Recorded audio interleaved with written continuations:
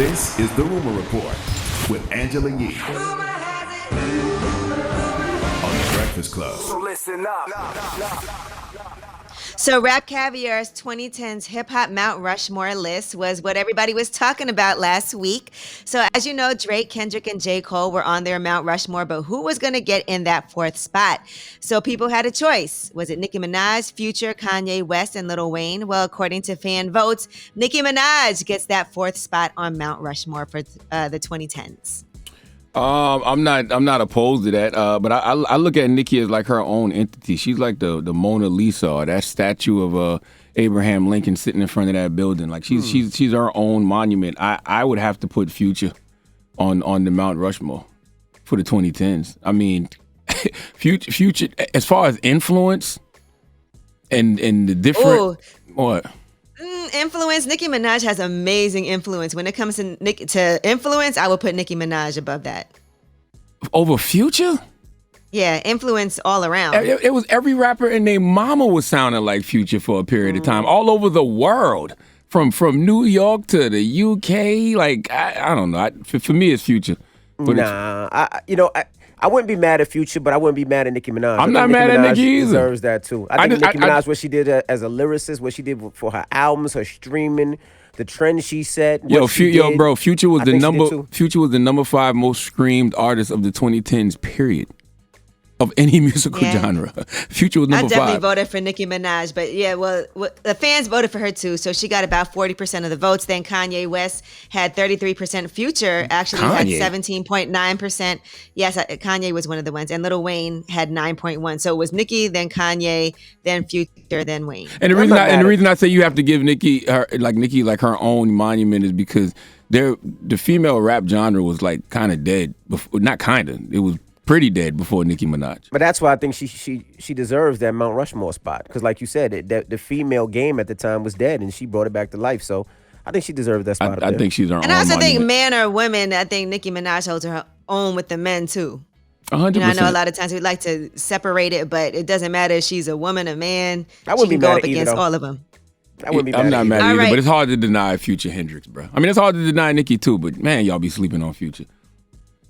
All right, now Eboni K. Williams is taking some time off of social media. Before the episode last night of Real Housewives of New York, she posted this. Tonight's episode and next week's episode are really intense and really important. And I want you to lean into them and I want you to watch them. But the reason I'm taking this social media break for the next 2 weeks is because I want to leave y'all to yourselves to have discussion and debate and conversation around what you're going to see tonight. And I guess I'm going to pull a Naomi Osaka and pull back to protect my peace. All right, now what happened on that episode last night? Well, listen, it feels like they were treating her differently than they were treating Leah, right? And as you know, Eboni K. Williams is the first Black cast member on Real Housewives of New York. And so there's this angry Black woman trope that was being pushed. And here's what happened on the episode. Why are you getting so angry? Why are you yelling? So now I'm the angry Black woman. I didn't like Luann making a false equivalency between people's education. What she said? I need another tequila. You're an angry woman right now.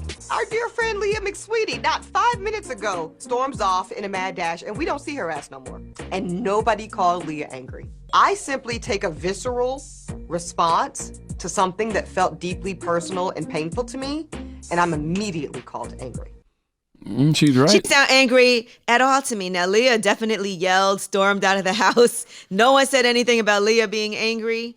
And then Eboni speaks up for herself and wasn't even mad, didn't raise her voice, was very controlled, and she gets called angry. So here is what else happened later on in that episode where she feels like she deserves an apology from Luann. I can't be in a friend group that is not going to have the consciousness to say Ebony's experience in this country is vastly different than mine. Listen, Luann is here. You don't have to educate her. All you have to do is explain what you meant that she didn't hear. I'm going to talk to Lou as an adult. What I hope she apologizes for is her defaulting to a very stereotypical trope about women of color and our reactions and emotions.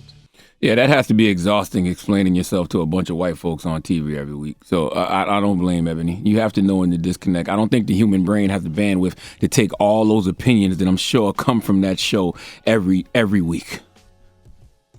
Yeah, I was All gonna right, say now- I don't like that show because she can't preach, I guess, give her own narrative, right? And watching the show, it seems like everything that they do with Ebony, they make it about race. Now, they film a lot of hours, but it seems like that's where the show is trying to put Ebony, and I don't like that because she's more than just it's all about race. It's all about race. It's all about race. She's very intellectual. She's an attorney. She has a lot going on, and I just don't like that narrative for Ebony. That's what I've seen. They promoted it like that though. Her being the first black, housewife on Real Housewives of New York. I mean, these women need a reality check, though. You got to think on this show, there's a lot of issues. Absolutely. And they don't know what it's like to be around black women. So I do think it's important. But if you watch the show, that's not all it's about all the time, but that's what goes viral. That's what it seems like anytime I watch it. Yeah, I just know that This is already like 6 episodes in. Yeah, there's just so many everyday life experiences that cause mental health issues, but social media magnifies them times a million. So I understand her disconnecting. Salute to Ebony K. Williams. And make sure you listen to the Holding Court podcast on the Black Effect iHeartRadio podcast network, hosted by Ebony K. Williams and Dustin Ross. Good job. All right, well, that is your rumor report. All right. Thank you, Miss E. Charlamagne, who you giving that donkey to? Man, speaking of disconnecting, can we really talk about one of these challenges that these kids are out here doing that needs to end? Maybe your old Uncle Charla is late, but we need to talk about this dry scoop challenge, okay? And what it did to a young woman, all right? We'll discuss. All right. We'll get into that next. It's The Breakfast Club. Good morning. Next.